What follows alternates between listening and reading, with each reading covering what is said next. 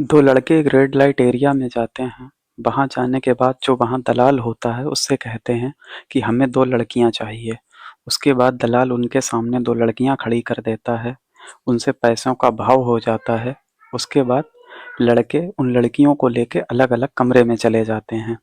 जिसके बाद मनोज जिस कमरे में गया था जिस लड़की को लेकर, वो लड़की बहुत ज़्यादा रोने लगती है और गले से लग जाती है, क्योंकि वो लड़की मनोज की सगी छोटी बहन थी। आखिर वो लड़की कैसे पहुंची थी उस रेड लाइट एरिया में, जानते हैं आज की इस सच्ची कहानी में। आदाब नमस्कार, मैं नाजिम सिद्दीकी आज आपको जो कहानी सुनाने जा रहा हूँ, ये कहानी है बिहार के बेगूसराय की। बेगूसराय में एक जगह आती है बखरी, वहीं की ये कहानी है। होता ये है कि बखरी जिस जगह होती है वहाँ एक फेरी वाला पहुँचता है, वो आवाज़ लगाता है, कुछ चीज़ बेच रहा होता है। तो उस मोहल्ले में एक घर में जिस्म फरोशी का धंधा हो रहा होता है। तो उसके अंदर एक लड़की जो जिस्म फरोशी के धंधे में थी, वो उस फेरी वाले की आवाज़ सुनती है और आवाज़ सुनकर घर के बाहर निकल आती है। तो जैसे ही वो उस लड़के को देखती है तो उसके तरफ देखकर इशारे करने लगती है। ये इशारा देखकर वो फेरी वाला लड़का बहुत ही शर्मा जाता है, सकुचाने लगता है, क्योंकि उस लड़की ने ज़रूरत से ज़्यादा मेकअप कर रखा था और ज़रूरत से कम कपड़े पहन रखे थे।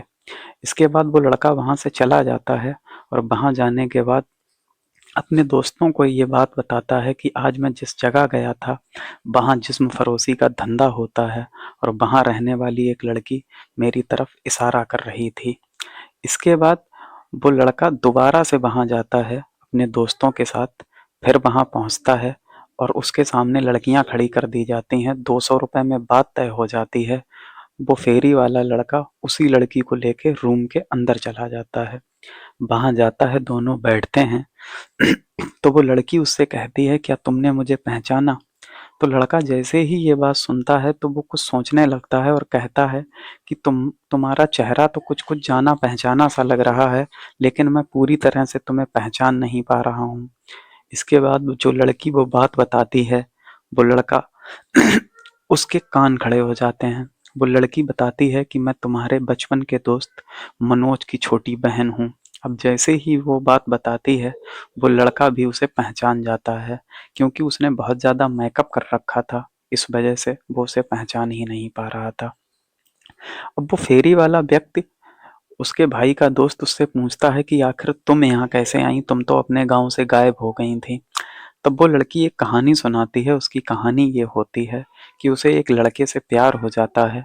वो प्यार इतना ज़्यादा आगे बढ़ता है कि दोनों साथ में रहने की कस्में खाते हैं। उसके बाद वो लड़का उससे कहता है कि यहाँ रहकर तो हम शायद मिल ना पाएँ, लेकिन कहीं दूर अगर हम चलें तो वहाँ अपनी ज़िंदगी अच्छे से गुजारी जा सकती है। इसके बाद लड़की घर से ज़रूरत की चीज़ें ले लेती है और उस लड़के के साथ भाग जाती है।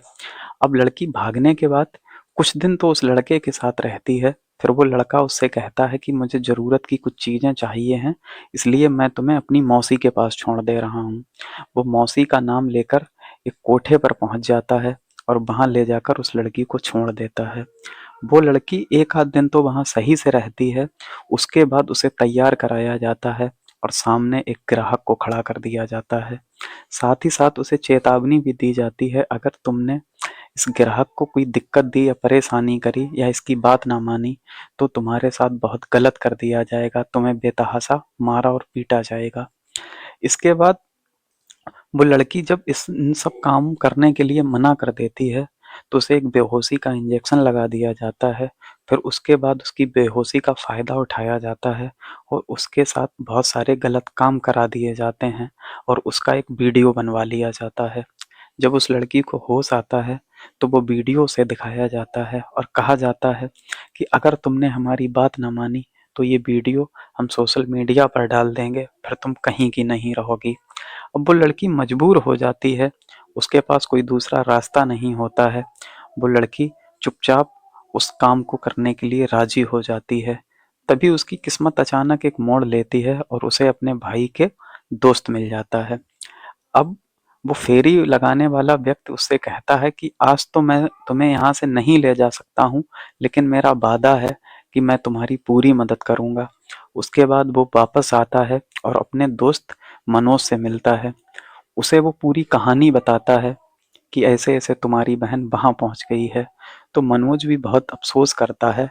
अब इधर मनोज की कहानी ये होती है कि जब उसकी बहन घर से गायब हुई थी, तो उन लोगों ने कोई पुलिस कंप्लेंट नहीं कराई थी। अपने ही स्तर पर उसे ढूँढते रहे, जहाँ-जहाँ वो ढूँढ सकते थे।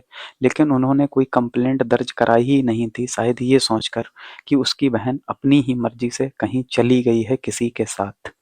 इसके बाद मनोज सबसे पहले जाता है उसी कोठे पर अपने दोस्त के सामने।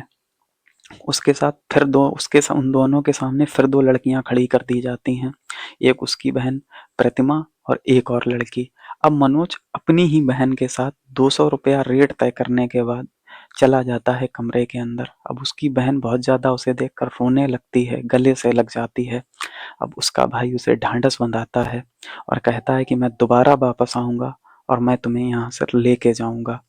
उसके बाद वो सबसे पहले पहुँचता है थाने में। थाने में जाने के बाद कंप्लेंट दर्ज कराता है और एसएचओ को पूरी बात बताता है।